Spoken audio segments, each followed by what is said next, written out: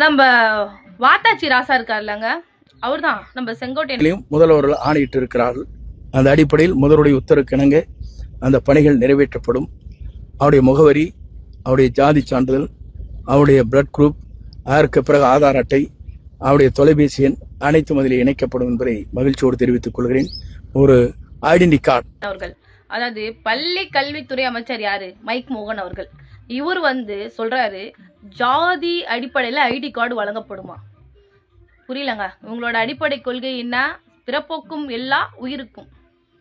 இந்த ஏதாவது என்னன்னா பேசாம கலர் கலரா யூனிஃபார்ம் கொடுத்துருங்களேன், இன்னும் ஈஸியா கண்டுபிடிக்கலாம். புக்கிலேயே தீண்டாமை பெருஞ்செயல், தீண்டாமை ஒரு பெருங்குற்றம்னு படிச்சிருந்த பசங்க மத்தியில ஜாதியின் அடிப்படையில் ஐடி கார்டு கொடுப்பேன்னு சொல்றது, அதாவது வடக்கன்ஸை விட மோசமா தமிழ்நாடு மாறிக்கிட்டு இருக்குன்ற ஒரு பயம், பதட்டம், என்ன சொல்றதுன்னு தெரியலங்க. தமிழ்நாடு அழிவை நோக்கி போயிட்டு இருக்கு. இவங்க கூட சமூக நீதி பேசுறவங்க வேற இருக்காங்க. அவங்கெல்லாம் குரல் கொடுக்காம மௌனமா இருக்கிறது தான் எனக்கு புரியல. மௌன விரதத்துல இருக்காங்களான்னு தெரியல.